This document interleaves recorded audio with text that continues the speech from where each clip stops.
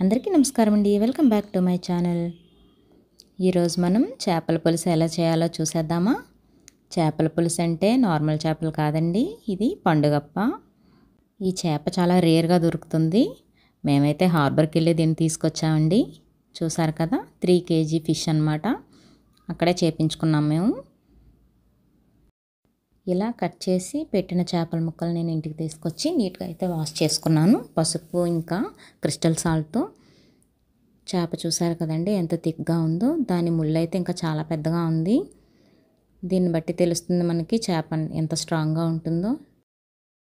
ఇంకా చేపల పులుసు చేసుకోవడం కోసమని నేను 3 big size onions, 3 tomatoes, 4 green chilli, ఇంకా స్ప్రింగ్ ఆనియన్స్ అండ్ కొరియాండర్ తీసుకున్నానండి, కొత్తిమీర. స్ప్రింగ్ ఆనియన్స్ అనేది ఆప్షనల్, కానీ ఉంటే మాత్రం తప్పకుండా వేసుకోండి, చాలా బాగుంటుంది. ఇలా కట్ చేసి పెట్టుకున్న ఆనియన్స్ని, టమాటాస్ని కూడా నేను గ్రైండ్ చేసుకొని పేస్ట్ చేసుకున్నానండి. ఇలా గ్రైండ్ చేసుకోవడం వల్ల ఏంటంటే మనకి చేపల పులుసు అనేది థిక్గా బాగుంటుంది. పులుసు కోసం అనేసి 200 grams చింతపండు అయితే నేను నానబెట్టి పక్కన ఉంచుకున్నాను. ఇప్పుడు ఇంకా కర్రీ కోసమని నేనైతే కళాయిలో 3 tablespoon ఆయిల్ అయితే వేసుకున్నాను. చేపల పులుసుకి ఆయిల్ ఇంకా కారం, ఉప్పు కూడా సరిపడినంత ఉంటేనే బాగుంటుందండి. ఇవి ఎక్కువగానే పడతాయి కొంచెం చేపల పులుసుకి. ఆయిల్ అయితే వేడెక్కింది కదండి. వేడెక్కిన ఆయిల్లోకి మనం ఆల్రెడీ గ్రైండ్ చేసి పెట్టుకున్న ఆనియన్ టమాటో పేస్ట్, ఇంకా కట్ చేసి ఉంచుకున్న పచ్చిమిరపకాయలు, కొంచెం స్ప్రింగ్ ఆనియన్స్, ఇంకా కొంచెం కొత్తిమీరను కూడా ఫస్ట్లోనే కొంచెం వేసుకుందాం. కొంచెం ఇలా వేసుకోవడం వలన ఏంటంటే ఫ్లేవర్ బాగా వస్తుందన్నమాట.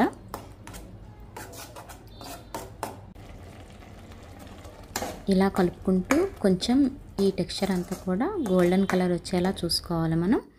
గోల్డెన్ కలర్ వచ్చినాక ఆయిల్ అనేది అలా బయటకు వస్తుందండి. చూసారు కదా ఎలా వచ్చిందో.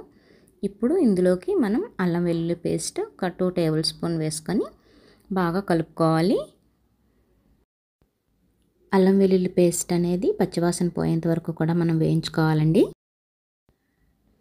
ఇప్పుడు ఇందులో మనం మన టేస్ట్కి సరిపడా సాల్ట్ మనం యాడ్ చేసుకోవాలి. ప్రజెంట్ అయితే నేను ఒక 2 tablespoon అయితే సాల్ట్ యాడ్ చేశాను. తర్వాత సరిపోకపోతే నేను అడ్జస్ట్ చేసుకుంటానండి.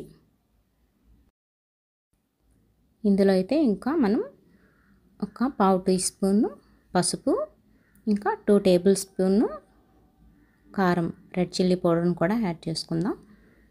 రెడ్ చిల్లీ పౌడర్ అనేది నేనైతే ఇంకా కొంచెం ఎక్కువనే యాడ్ చేశాను, ఎందుకంటే మేము కొంచెం కారం ఎక్కువ తింటాం కాబట్టి.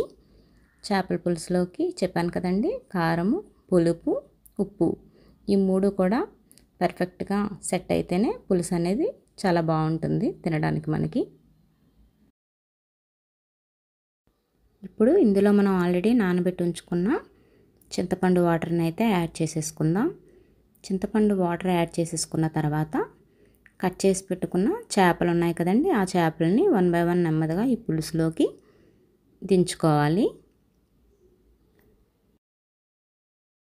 నార్మల్గా చేపల కర్రీ వండేటప్పుడు చాలా వరకు ఈ పులుసు మరిగిన తర్వాత చేపలు అనేవి యాడ్ చేస్తూ ఉంటారండి. కానీ ఈ పండుగప్పకు అలా కాదు. ఈ పండుగప్ప ఎందుకంటే దగ్గర మటన్ ఎలా ఉడుకుతుందో అలా ఉడుకుతుందండి. దీనికి వాటర్ కూడా మనం ఎక్కువగానే యాడ్ చేసుకోవాలి. నార్మల్గా చేపలు వండినట్లు కానీ ఆ చేపల్లో వేసుకుంటే ఫిష్ అస్సలే ఉడకదు, పచ్చి పచ్చిగా ఉండిపోతుంది. దీనికైతే మనం వాటర్ ఎక్కువనే వేసుకోవాలి. ఇంకా కుక్ అవ్వడానికైతే 1 hour టైం అయితే ఖచ్చితంగా పడుతుందండి. అంత త్వరగా అయితే చేపల పులుసు రెడీ అయిపోదు. ఈ పండుగప్ప ఫిష్ సరిగా ఉడకకపోతే లోపలంతా పచ్చి పచ్చిగా ఉండిపోతుంది. మటన్ పీసులు ఎలా ఉంటాయో యాజ్ ఇట్ ఈజ్గా అలానే ఉంటుంది, పచ్చిగా ఉడకదు సరిగా. కాబట్టి దీన్ని అయితే ఎక్కువ వాటర్ పోసుకొని చాలాసేపు అయితే ఉడికించుకోవాల్సి వస్తుంది మనకి.